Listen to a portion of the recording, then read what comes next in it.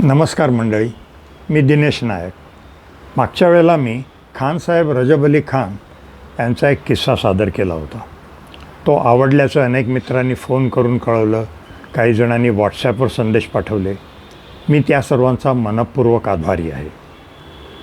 आज मी तुमच्यासमोर एक असा किस्सा ठेवणार आहे की तो एका अतिश्रीमंत व्यक्तीचा आहे. त्या व्यक्तीचं नाव आहे शेठ नरोत्तम मोरारजी. त्यांचा जन्म 1877 साली झाला आणि 1929 साली त्यांचं अवसान झालं. त्यांच्या हयातीत ते मुंबईतल्या अतिश्रीमंत व्यक्तींपैकी गणले जायचे. त्यांच्या मालकीच्या 2 गिरण्या होत्या. शिवाय एका नौकानयन कंपनीतही ते डायरेक्टर होते आणि ते मूळचे पोरबंदरचे होते आणि गांधीजींच्या नेहमी संपर्कात असायचे. आता त्या काळामध्ये वाहतुकीचं साधन म्हणजे घोडागाडी, टांगा. अनेक श्रीमंत माणसं स्वतःची घोडागाडी ठेवायचे आणि त्याला बग्गी म्हणायचे. आणि अशा बग्ग्यांना साधारणपणे 1 किंवा 2 घोडे जोडलेले असायचे. एक दिवस शेठजी कुठेतरी चालले होते तर त्यांना एक मोठी, रुंद आणि अतिशय सुंदर अशी बग्गी दिसली आणि त्या बग्गीवर खूप सुंदर कोरीव काम होतं. आणि मुख्य म्हणजे त्या बग्गीला 2 आणि 2 असे 4 घोडे जोडलेले होते, म्हणजे एक जोडी आणि त्याच्यापुढे दुसरी जोडी. शेठजींना ती बग्गी फार आवडली, प्रभावित झाले ते आणि त्यांच्या मनाने घेतलं की आपल्याकडेही अशी बग्गी असली पाहिजे. मग त्यांनी काय केलं, ते बग्गी बनवणाऱ्या एका उद्योजकाला बोलवून घेतलं. त्याला सांगितलं, मलाही अशीच एक बग्गी बनवून पाहिजे. आणि त्यांनी इन्क्वायरी केल्यानंतर त्यांना असं कळलं की ती जी बग्गी त्यांनी पाहिली होती ती मुंबई इलाख्याचे त्यावेळचे गव्हर्नर त्यांची होती. मग त्या उद्योजकाने तशीच एक बग्गी बनवली. 2-2.5 महिने लागले त्याला आणि आणून दिली.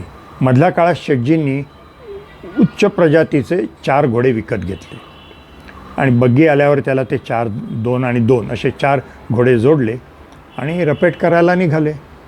ती बग्गी बघायला लोक जमले रस्त्याच्या बाजूने. इतकी सुंदर बग्गी, लोकांना ती फार आवडली आणि बातमी हळूहळू पसरली की शेठ नरोत्तम मोरारजी यांनी गव्हर्नरच्या बग्गीसारखीच एक बग्गी बनवून घेतलेली आहे.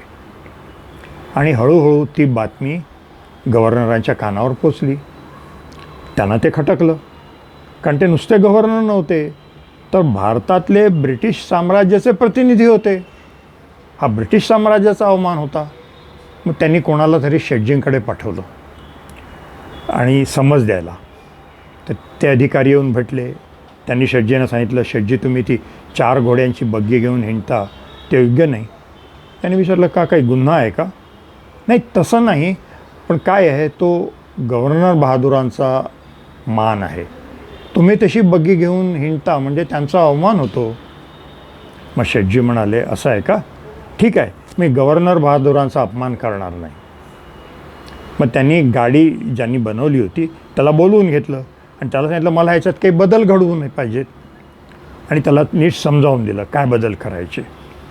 तर तो बग्गी घेऊन गेला. महिन्याभराने नवी बदललेली बग्गी त्याने आणून दिली. शेठजींनी 4 घोडे त्याला परत जोडले आणि रपेट करायला निघाले.